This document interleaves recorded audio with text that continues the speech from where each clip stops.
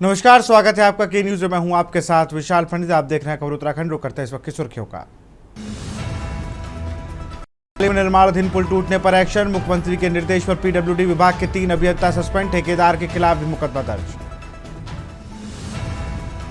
चारों धामों में छतरपुर के अंदर 83 लोगों की मौत। 74 श्रद्धालुओं की मौतें स्वास्थ्य खराब होने के कारण हुई, जबकि 9 की मौत दुर्घटना और अन्य कारणों से हुई। देहरादून में डेंगू के 2 नए मरीज। अब तक कुल 80 मामले हुए रिपोर्ट। आशा और डेंगू कार्यकर्ताओं को 14,345 घरों का किया सर्वे। वरिष्ठता सूची पर बवाल। इंजीनियरों ने यूपी सीएल अधिशासी निदेशक को 3 घंटे बंधक बनाया।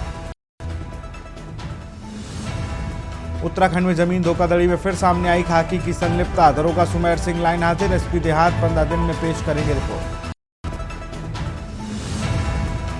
आज से हल्द्वानी में रूट डाइवर्जन। ईद पर नैनीताल में बाइकों की नो एंट्री होगी। आप देख रहे हैं के न्यूज, खबरों का सारथी। और बुलेटिन की शुरुआत करेंगे देहरादून की खबर के साथ। पुष्कर सिंह धामी का आज का कार्यक्रम आपको बताएंगे। तो सीएम पुष्कर सिंह धामी का आज का कार्यक्रम 12 बजे थराली में शौर्य महोत्सव का शुभारंभ करेंगे। बजे प्रशासनिक एकेडमी नैनीताल का दौरा। 4 बजे पदक विजेता खिलाड़ियों से मुलाकात।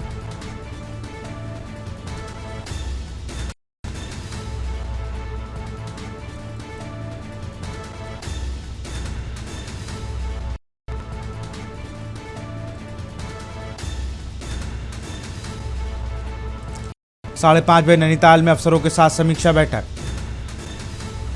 कुमाऊं मंडल के सांसद विधायक महापौर रहेंगे मौजूद।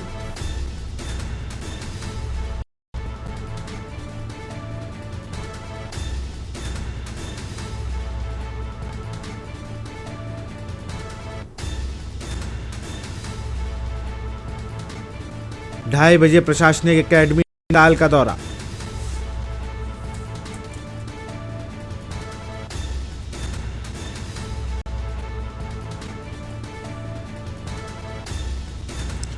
नैनीताल में बास्केटबॉल कोर्ट का करेंगे उद्घाटन।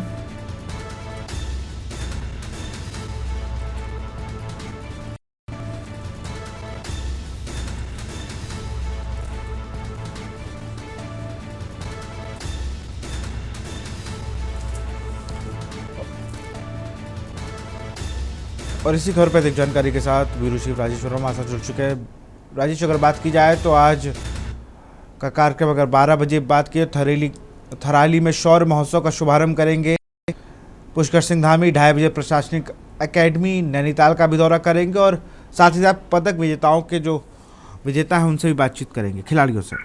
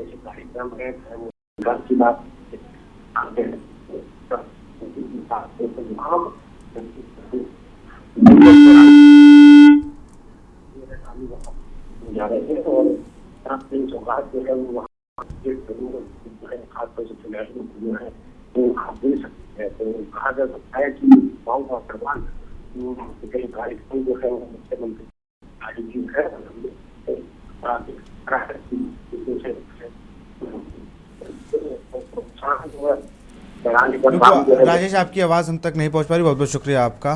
तो कुमाऊं मंडल के सांसद विधायक महापौर भी रहेंगे समीक्षा मौजूद। देहरादून से खबर, सीएम पुष्कर सिंह धामी का आज का कार्यक्रम।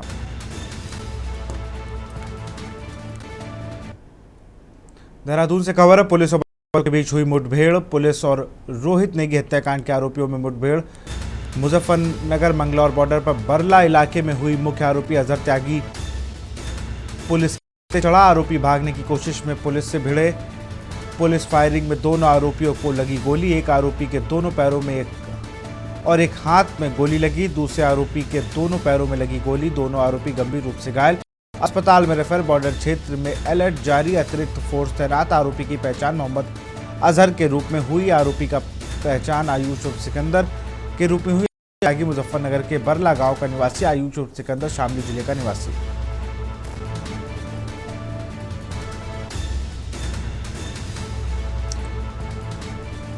और इसी खबर पर अधिक जानकारी के साथ शिव नारायण हमारे साथ जुड़। नारायण, अगर बात किया तो पुलिस ने तत्परता दिखाते हुए रोहित हत्याकांड के 2 आरोपियों को गिरफ्तार कर लिया है। जी बताऊंगा, जिस तरीके से ये हत्याकांड हुआ था, ये प्रेमनगर थाना पीपल चौक है, जहाँ पर के वहाँ पे एजुकेशन हब है और वहाँ पर जो छात्र वहाँ पढ़ते हैं, कुछ बाहर से भी आकर भी पढ़ते हैं। तो ऐसे में ही वहाँ पर कई बार इस तरीके की घटनाएं होती रही हैं। तो बीते 2 जून की देर रात्रि में ये हत्या की गई थी। उसके बाद से ही आरोपी फरार थे और पुलिस लगातार दाविशें दे रही थी। जिस तरीके से सामने निकल करके आया था, ये यूपी के एक शामली का और दूसरा मुजफ्फरनगर फुरकाजी का रहने वाला है। तो पुलिस लगातार दाविशें दे रही थी और इनको गिरफ्तार करने का प्रयास कर रही थी। लेकिन कल रात जैसे ही इनको सूचना मिली कि ये बदमाश कहीं देखे गए हैं, आरोपी देखे गए हैं, तो इनका पीछा करते करते जैसे ही मंगलोर बॉर्डर के आसपास, यूपी के बॉर्डर मंगलोर पर पहुंचे, तो वहां पर जाकर के इनसे मुठभेड़ हो गई। और जो मुख्य आरोपी अजहर त्यागी है, उसके हाथ में और दोनों पैरों में गोलियां लगी हैं। दूसरा आरोपी हमले का बताया जा रहा है, उसके दोनों पैरों में गोली लगी है। जिस तरीके से इनको गोली लगे गंभीर हालत में, तो पहले तो इनको जो नियर अस्पताल था उसमें कराया गया था, लेकिन गंभीर हालत को देखते हुए इनको ऋषिकेश एम्स में रेफर कर दिया गया था।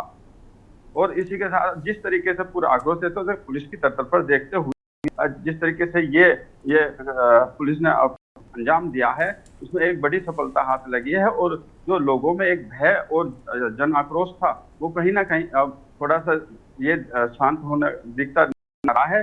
क्षेत्र में बहुत ही इस तरह की कई प्रकार की घटनाएं होती हैं। और साथ ही साथ ये भी बताना चाहूंगा कि जो वहाँ पे जो क्षेत्रवासी हैं, कई बार शिकायतें भी कर चुके हैं, लेकिन बार बार कुछ जो एक्स स्टूडेंट होते हैं वो आकर के इस तरीके की घटनाएं करते रहते हैं। जी, क्योंकि इससे पहले भी देखा गया था कि एक पूर्व छात्र संघ के अध्यक्ष के साथ मारपीट की गई थी। ऐसे तमाम घटनाएं होती हैं वहाँ पर।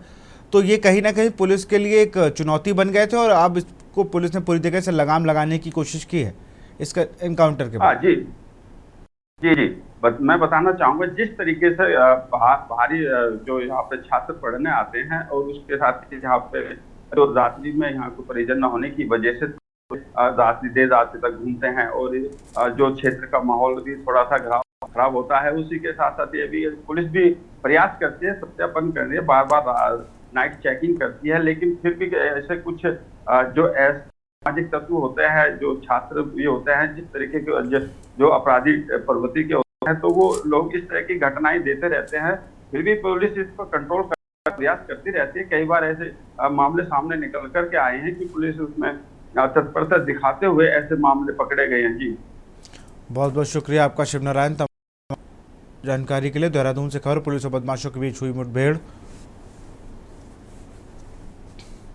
पुलिस और रोहित नेगी हत्याकांड के आरोपियों में हुई मुठभेड़।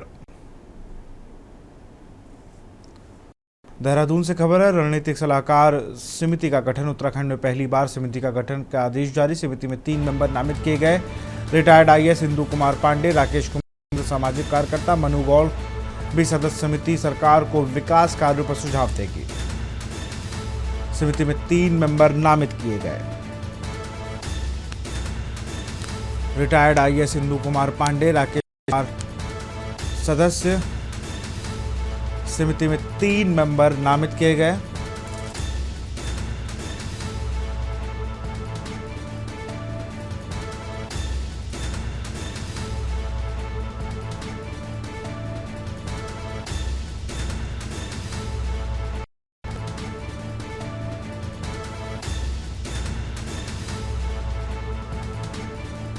देहरादून से खबर, रणनीतिक सलाहकार समिति का गठन।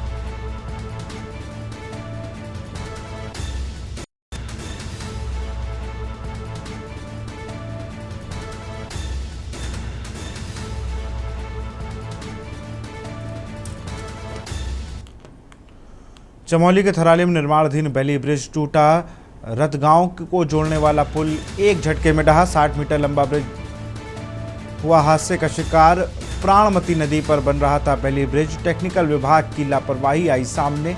अनुभवहीन अधिकारियों पर उठे सवाल। 60 मीटर लंबा ब्रिज हुआ हादसे का शिकार।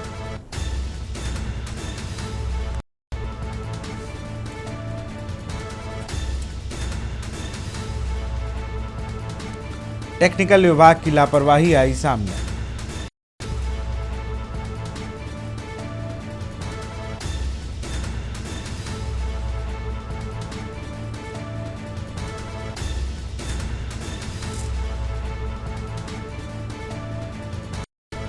घटना के बाद मचा हड़कंप। आवाजाही ठप।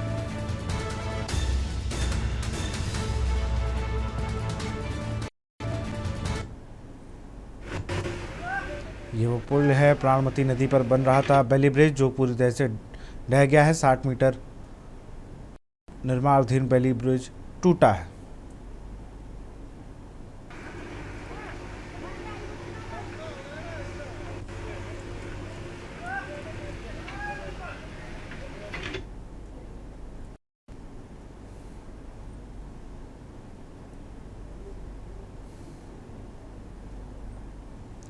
चमोली के थराली में निर्माणाधीन ब्रिज टूटा।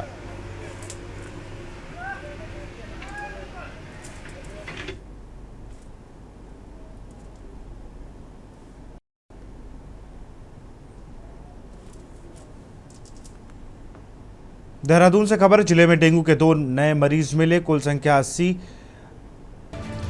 14,000 घरों के सर्वे में 68 घरों में मिले डेंगू लार्वा। विभाग नगर निगम की फॉगिंग अभियान तेज। टीम युद्ध स्तर पर लार्वा नष्ट करने और रोकथाम में जुटी। स्वास्थ्य विभाग नगर निगम की फॉगिंग अभियान तेज।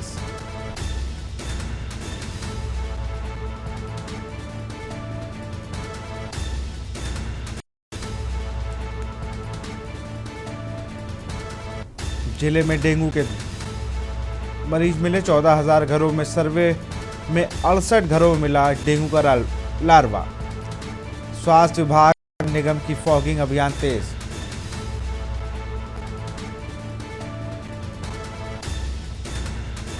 टीमें युद्ध स्तर पर रही हैं सर्वे। देहरादून से खबर। जिले में डेंगू के 2 नए मरीज मिले। कुल संख्या 80 हुई।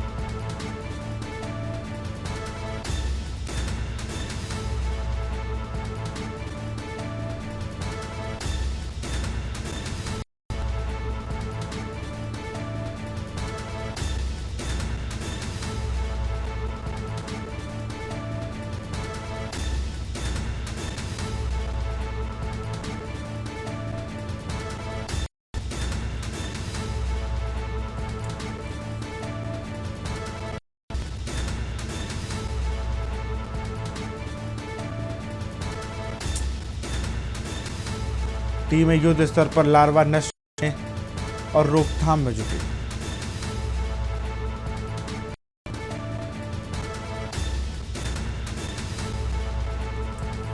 चौदह 14,000 घरों के सर्वे में 68 घरों में मिला डेंगू लार्वा।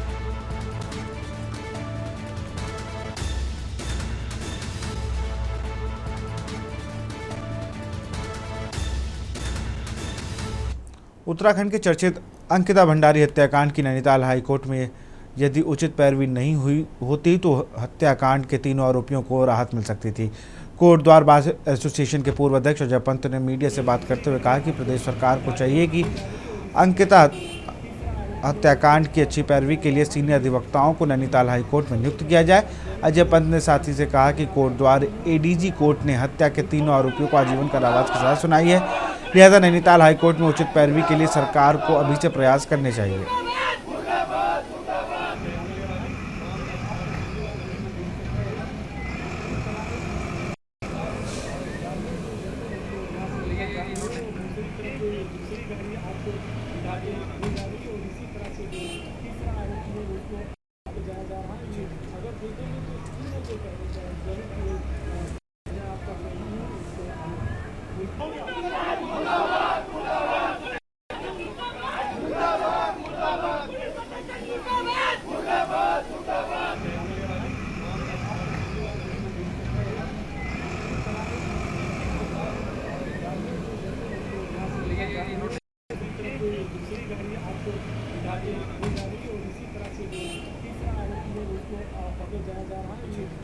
अभियुक्तगण भी अपील में जाएंगे।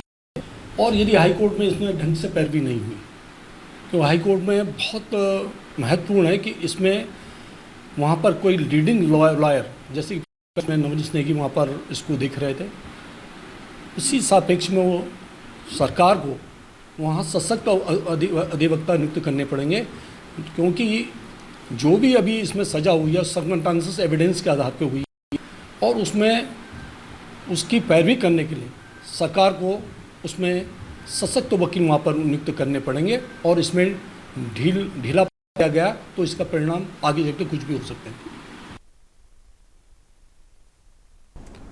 खबर देहरादून से है, जहां उत्तराखंड पावर जूनियर इंजीनियर संगठन द्वारा ऊर्जा भवन में विरोध प्रदर्शन किया गया। संगठन के सदस्यों ने भारी संख्या में ऊर्जा मुख्यालय का घेराव किया एवं निगम प्रबंधन के खिलाफ जमकर नारेबाजी की। वहीं केंद्रीय वरिष्ठ उपाध्यक्ष पवन रावत ने कहा कि संगठन के सदस्यों में कल जारी की गई सहायक अभियंता वरिष्ठ सूची को लेकर भारी आक्रोश है।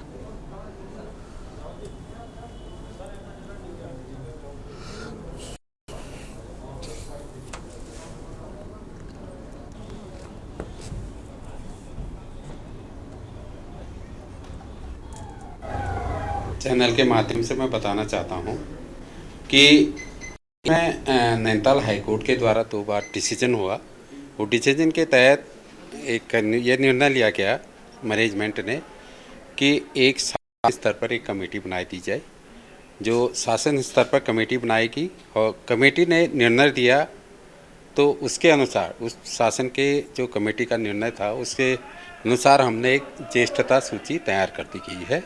लेकिन जो हमारे अभियंतागण हैं जूनियर इंजीनियर पावर एसोसिएशन के, उनके द्वारा उस निर्णय से संतुष्टि नहीं है। Uttarakhand power junior engineer association के द्वारा आज ये विरोध प्रदर्शन किया जा रहा है, क्योंकि कल निगम प्रबंधन के द्वारा एक अभियंता से जो सहायक अभियंता बने थे और जो एक डायरेक्ट सहायक अभियंता विभाग में आते हैं, उनकी एक वरिष्ठता सूची जारी की गई है।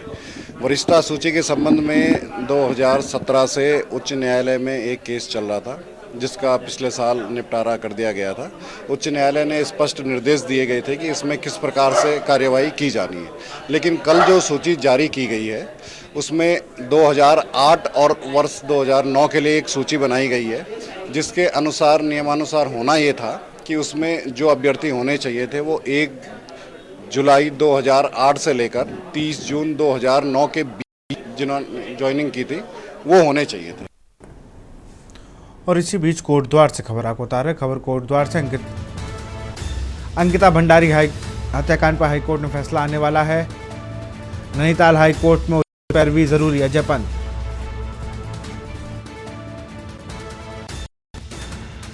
कोटद्वार बार एसोसिएशन के पूर्व अध्यक्ष का सरकार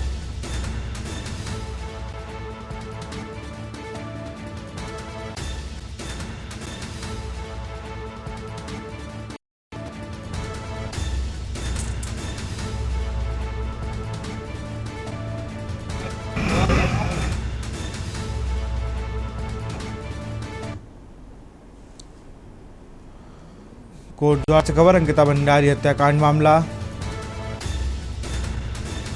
हत्याकांड पर हाईकोर्ट में फैसला आने वाला है। नैनीताल हाईकोर्ट में उचित पैरवी की जरूरत। कोटद्वार बार एसोसिएशन के पूर्व अध्यक्ष अजय पंत का बयान। कोटद्वार बार एसोसिएशन के पूर्व अध्यक्ष का सरकार से आग्रह। हत्याकांड पर हाईकोर्ट में फैसला आने वाला है। उचित पैरवी के लिए अभी से तैयारी की जरूरत। अजय पंत, जो कि कोटद्वार बार एसोसिएशन के अध्यक्ष है, उन्होंने ये सरकार से कहा है। तीनों आरोपियों को मिली आजीवन कारावास सजा।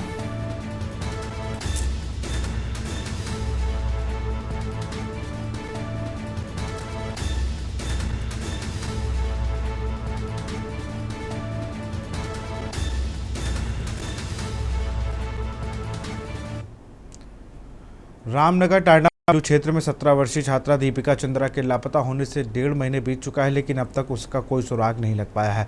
परिजनों का आरोप है कि पुलिस ने समय रहते ठोस कार्रवाई नहीं की, जिससे अब उन्हें बच्ची की सुरक्षा को लेकर गहरी चिंता सता रही। दीपिका 12वीं कक्षा की छात्र और 15 अप्रैल 2025 की शाम अचानक घर से लापता हो गई थी।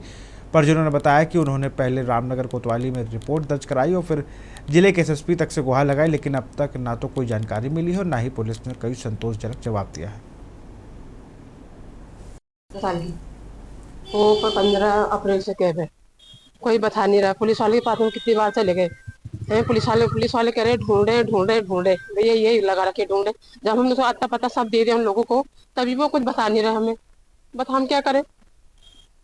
हम इनके चक्कर में एसपी के साथ चले गए, वहाँ चले गए, यहाँ के कोतवाल के पास कितने बार आ गए, कोतवाल के सर कितने बार आ गए हैं, कितने बार दौड़ा इधर उधर। कभी चौकी में दौड़े, कभी यहाँ रामनगर थाने में दौड़े, कभी कहाँ दौड़े। परेशान हम कितने दिन से, कोई बता ही नहीं रहा। पुलिस वाले कह रहे ढूंढे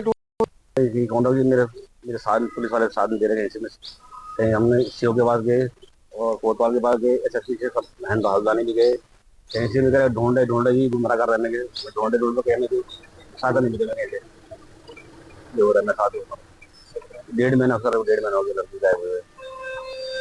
थाना मल्लू से एक नाबालिग बच्ची की गुमशुदगी हमारे द्वारा दर्ज की गई है और लगातार उसकी बरामदगी के हमारे द्वारा प्रयास किए जा रहे हैं। इस संबंध में हमारे द्वारा कई टीम गठित की गई है और उस टीम को हमारे मॉनिटर किया जा रहा है और लगातार उसकी तलाश में दबी दी जा रही है।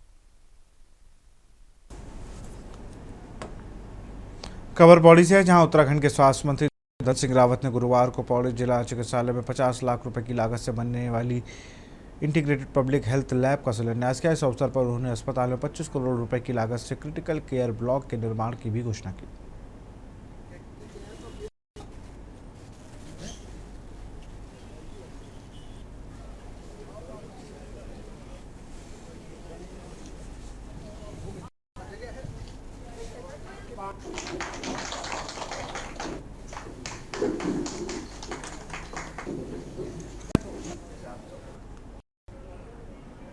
खबर रामनगर से है, जहां मालधन चौड़ क्षेत्र के ढेला बैराज के पास जंगल में शुक्रवार को उस समय सनसनी फैल गई जब एक युवक का सड़ा गला शव पेड़ से लटकता हुआ मिला। शव की हालत बेहद खराब थी और घटनास्थल पर तेज दुर्गंध फैल चुकी थी। स्थानीय लोगों द्वारा सूचना दिए जाने पर रामनगर कोतवाली और मालधन चौकी पुलिस मौके पर पहुंची और शव को पेड़ से नीचे उतार कर कब्जे में ले लिया।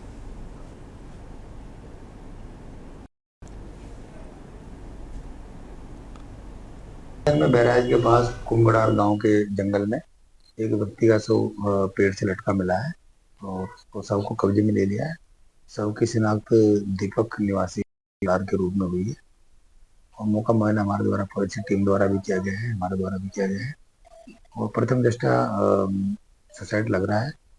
ये गायब व्यक्ति 3-4 दिन से घर से गायब था और इस संबंध में हमारे द्वारा अवश्य वैधानिक कार्रवाई की जा रही है। इस संबंध में थाने में कोई या चौकी में कोई गुमशुदगी दर्ज नहीं है, कोई सूचना आई थी।